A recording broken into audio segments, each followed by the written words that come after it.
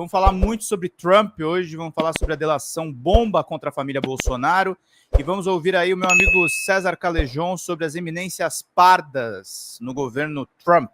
Vamos ouvir juntos. O professor João Castro Rocha, ele disse o seguinte, o Steve Bannon não dá mais as cartas. E eu concordo com isso. E aí eu fiquei pensando, eu falei, eu acho importante mostrar quem são as novas personalidades que passam a dar as cartas no governo Trump. Eu vou levantar aqui, produção. Olha só. Hobbs, esses são os nomes, alguns já presentes eleições passadas, no primeiro governo Trump, como, por exemplo, o Stephen Miller, era um cara que já estava presente, e algumas figuras com mais força nesse momento, como a Suzy Wiles. Por exemplo, a Suzy Wiles, nesse momento, ela é chefe de gabinete do Trump, é uma pessoa de confiança do presidente Trump, ela dirigiu a última campanha à Casa Branca, e ela é discreta, ela evita os holofotes, mas trava batalhas internas para a própria sobrevivência e para a sobrevivência do governo Trump. Ela é muito hábil, Hobbs, porque ela organiza o caos ao redor do Trump, mas ela não tenta controlá-lo. O que no caso do Trump, todo mundo que tenta fazer isso, de alguma forma, cai em desgraça, porque ele é uma figura que reage muito mal a esse tipo de iniciativa. Suzy Wiles é um nome importantíssimo para se ter em perspectiva.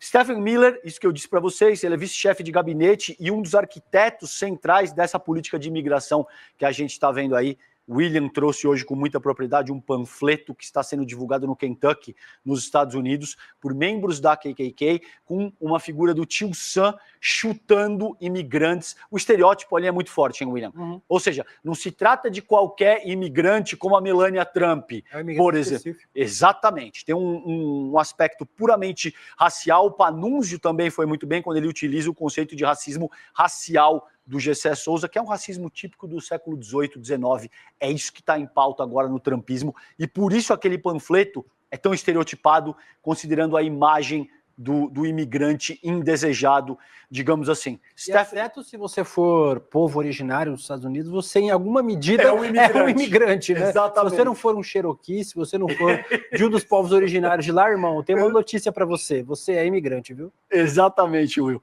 Bom, Stephen Miller, então, é vice-chefe de gabinete, um dos arquitetos dessa política aí de imigração. É uma peça-chave nessa definição da agenda America First, América Primeiro, e parte do núcleo ideológico do trumpismo, Stephen Miller, tá?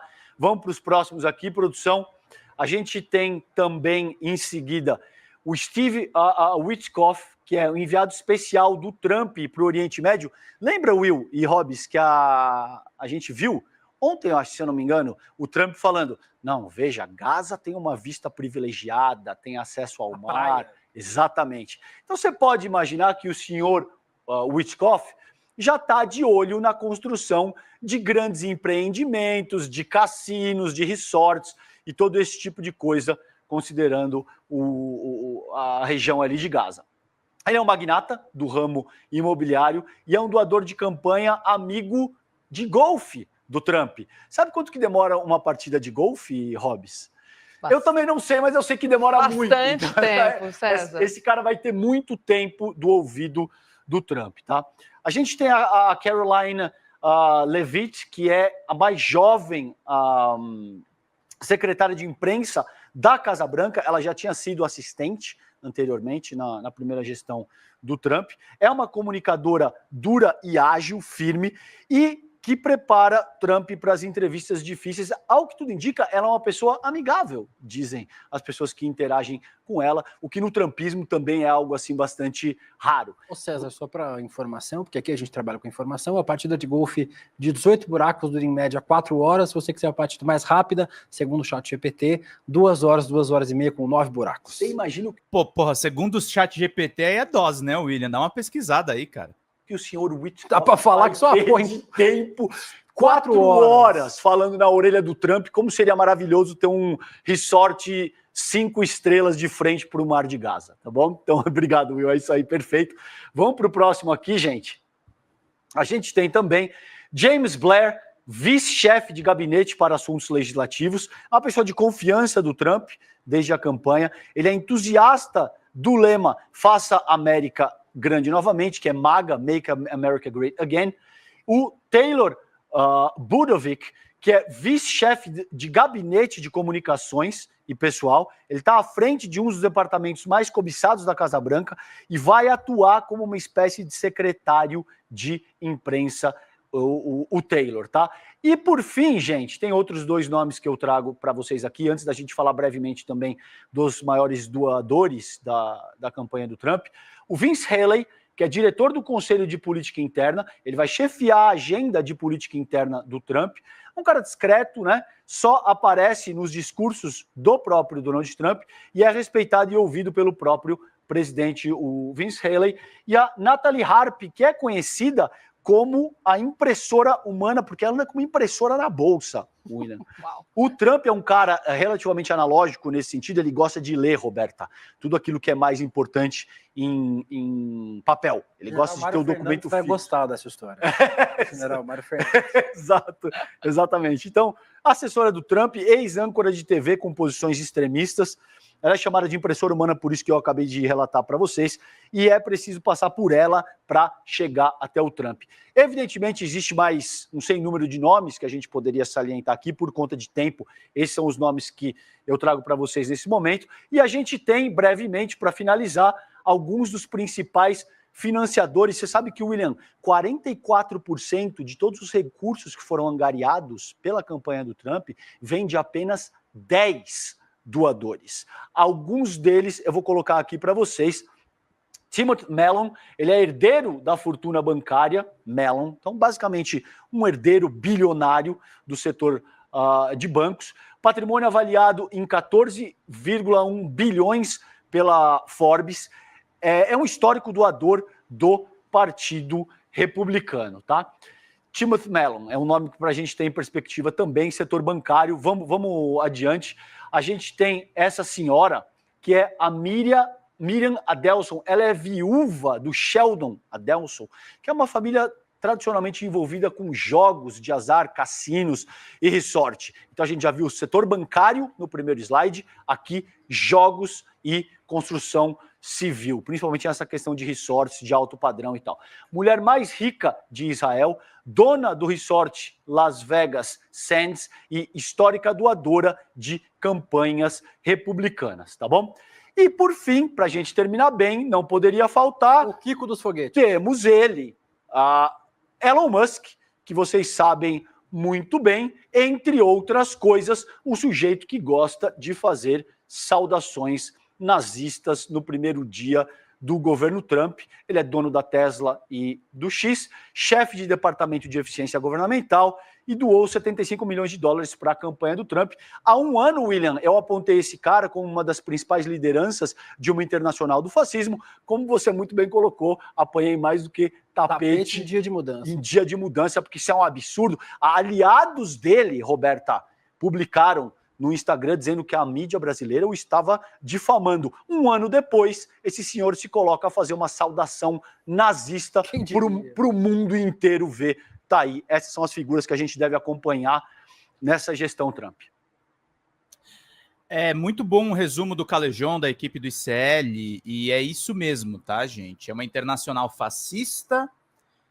O Trump está construindo um governo em que ele está trazendo tanto pessoas moderadas quanto mais extremistas e novos nomes. E isso, gente, se linka com a delação do Mauro Cid no final de semana. Porque a prisão do Bolsonaro está se aproximando, a gente está descobrindo que o golpe de Estado no Brasil foi arquitetado não somente pelos militares, não somente pelo Braga Neto, não somente pelo 01 Flávio e pelo Jair Bolsonaro, mas por Eduardo Bolsonaro, por Michele Bolsonaro, pela família Bolsonaro. Nós teremos uma extrema-direita futuramente que não estará linkada totalmente com a ditadura militar brasileira de 1964. Por isso eu estou falando para vocês ficarem de olho em Pablo Marçal. O que Trump está fazendo é tendência para ser tentada pela extrema-direita brasileira nas próximas eleições. É uma extrema-direita coach, é uma extrema-direita que faz esse tipo de coisa. Aliás, no final de semana eu estava no lançamento do meu querido amigo Adriano Viaro, livro Anti-Coach, muito bom, recomendo, estou lendo aqui, devorando o livro dele. E é basicamente isso, gente. A gente tem que ficar esperto a respeito dessa nova formatação, de você ter, eventualmente, o que o César fala no final desse corte, um CEO bilionário de uma empresa que influencia decisões políticas, fazendo uma saudação romana. Eu estou falando saudação romana aqui, gente, para o vídeo arrumar um engajamento grande, mas é evidente que eu sei qual saudação ele deu ali. É evidentemente que eu sei o que foi colocado ali. Esse cara radicaliza e esse cara tem poder econômico para radicalizar. A extrema-direita não acaba com Bolsonaro. Não acaba com Bolsonaro. A nossa crise talvez esteja só começando. Por isso, o combate aqui pela esquerda, o combate pelo povo, o combate por reformas populares, o combate pelo fim do Brasil no mapa da fome, o combate para ter o mínimo, como o professor Viaro falou num outro corte aqui nosso. Eu tenho nojo, gente, eu tenho nojo das pessoas que são contra os programas sociais. Eu tenho nojo das pessoas que têm uma noção eugenista de sociedade. Eu tenho nojo, gente, eu tenho repulsa. Eu quero que essas pessoas não existam mais. É terrível o que elas estão fazendo. É terrível o que elas estão fazendo. Nós temos que fortalecer o nosso campo. Nós temos que repensar o nosso campo. Nós temos que reposicionar o nosso campo. Então é importante, gente. Olha só que coisa bacana, a Deise falou aqui, é do outro canal, tá, gente? A gente está na Folha Democrata, não estamos aqui no DCM. Mas, bom dia, Pedro, minha filha é professora da Maple Beer, no programa tem o tema sobre fake news, tem um post do DCM como combatente das fakes. E é isso, gente. A nossa vocação como jornalistas, como comunicadores, como esquerdistas, como militantes, é combater as fakes. E existe uma grande fake de que dá para aturar o Trump. Não dá para aturar o Trump. O Luiz Felipe Pondé escreveu uma coluna patética, vergonha alheia no final de semana, dizendo que ele sente vergonha alheia das pessoas que acham que o Trump é um demônio. O Musk fez uma saudação extremista na posse. E o colunista da Folha de São Paulo está relativizando isso. Está dizendo que não é bem assim. Está dizendo que foi um acaso. Que as coisas vão melhorar. Não vão melhorar se a gente não fizer o combate. Se a gente não tiver o posicionamento. Se a gente não estiver lá para interferir. Não é para simplesmente olhar atônito as notícias, é para tomar providências. O Lula é presidente da República hoje. A gente não pode deixar nenhum extremista de direita ganhar a próxima eleição. Nós temos que lutar para o governo olhar sempre para os mais pobres. Tem que ter resistência, tem que ter resiliência. Tem que ter visão.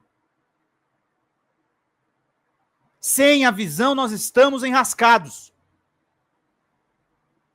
Sem olhar o que está se formando na extrema-direita, e parem com esse comportamento que não é para olhar as coisas do Bolsonaro, que não é para olhar as coisas do Pablo Marçal. Eu não estou aqui fazendo propaganda. As notícias que saem não são propaganda. Eles estão se articulando. Bolsonaro provavelmente será preso, mas tentou uma anistia. Isso não pode passar batido. Essa galera do agro, que financiou o 8 de janeiro, que financiou as outras medidas golpistas do Bolsonaro, está saindo ileso da história. O Braga Neto foi preso, mas cadê a galera do agro? Eu quero gente do agro presa. Presa. Eu quero que os responsáveis paguem porque tentaram explodir um aeroporto. Tentaram cortar os cabos de energia. Tentaram assassinar o Alexandre de Moraes e os detalhes estão no inquérito da PF, com data, com horário, com a geolocalização de cada um deles. De cada um deles. As armas que seriam usadas. Era um golpe usando força tática do exército. É um absurdo isso. É um absurdo completo. E nós temos que brigar pelo nosso campo. Nós temos que brigar para que canais como esse sejam financiados. Nós temos uma meta aqui, estamos sem monetização do YouTube novamente. Seguimos ainda mais um pouco com isso. Espero em breve dar boas notícias para vocês, mas ainda dependemos de vocês. É importantíssimo a solidariedade e a presença de vocês. É muito importante que vocês se manifestem, que vocês ajudem o canal. Que o canal continue crescendo. Hoje à noite teremos o programa Tarja Preta com meu querido amigo Gustavo Mendes. Mas sem vocês a gente não consegue fazer esse trabalho. A gente não consegue, nós temos que ser corajosos. Como o presidente Petro da Colômbia, que peitou o Trump. Peitou o Trump. Não ficou quieto. O Trump quer intimidar. O Trump quer fazer bullying com a América Latina. O Trump quer provocar o caos. O caos com diferentes países. Afinou para a China. Mas é perigosíssimo a simbologia disso. Por isso nós temos que falar do Bolsonaro, temos que falar do Trump, temos que entender a situação e temos que entender o futuro. O que é que nos aguarda? O que está acontecendo na próxima esquina? Nós temos que nos precaver. Esse deveria ser o dever do jornalismo. Só que se vocês contarem com a mídia hereditária, se vocês contarem com a mídia corporativa, esqueçam. A mídia corporativa está mais preocupada em surfar ondas bolsonaristas, com exceção de um ou outro jornalista. A gente precisa ter resistência, a gente tem que ir para a luta e a gente tem que combater efetivamente a extrema-direita. Não tem essa de não tomar posição. Não tem essa de ficar em cima do muro, que nem muito canal aí, todo alternativão, que diz que não é nem de esquerda nem de direita. Nós somos de esquerda sim, nós tomamos posição sim, nós temos opinião sim, nós debatemos sim. Nós abordamos as opiniões fundamentais para haver uma mudança na sociedade. Então eu conto com cada um de vocês, sem anistia, como diz a Analícia, golpistas na cadeia. Façam pingos, por favor, e contribuições para ganhar o meu livro aqui, Internet Heroes Brasil. Está por 20 pilas aqui na contribuição no Pix. Se vocês mandarem 150, temos a canequinha bacana da Folha Democrata. Se vocês mandarem 100, tem curso de roteiro. Se vocês ajudarem no Apoia, se vocês ganham curso de jornalismo. Mas nós não podemos ficar parados. Ajudem o nosso trabalho. Tem 60 pessoas aqui nos assistindo. Nazista na base da porrada, né, Mato Grosso? É isso aí. Fala, pessoal. Pedro Zambarda aqui com vocês da Folha Democrata. A Folha Democrata está sob ataque, meus caros. A gente teve a nossa monetização desativada de uma maneira absolutamente arbitrária do YouTube. E para a gente manter as nossas atividades, a gente precisa de um mutirão de Pix de vocês da comunidade, gente, porque a gente fica sem verba para fazer as nossas coberturas básicas, fazer as lives, os cortes, os grupos de WhatsApp, Telegram que a gente pretende criar com essa comunidade maravilhosa. Nós perdemos acesso, por exemplo, vocês que são membros do canal, infelizmente estão com as suas contribuições paralisadas. Então a gente precisa de uma ajuda em massa dessa comunidade para salvar a Folha Democrata, salvar mesmo, gente. A gente precisa novamente da ajuda de vocês, porque ser de esquerda e atuar com essas big techs é realmente muito complicado. Eu conto com vocês, abram o aplicativo do banco, coloca folhademocrata@gmail.com e faça uma contribuição em qualquer valor, em qualquer horário, também nas metas das nossas lives, pra gente manter tudo funcionando. Tá certo, meus queridos e minhas queridas? Obrigado pela atenção de todos vocês. Vida longa e próspera sempre. Vamos combater, vamos manter a Folha Democrata funcionando, porque nós dependemos da comunidade, gente. Até mais. Tchau, tchau.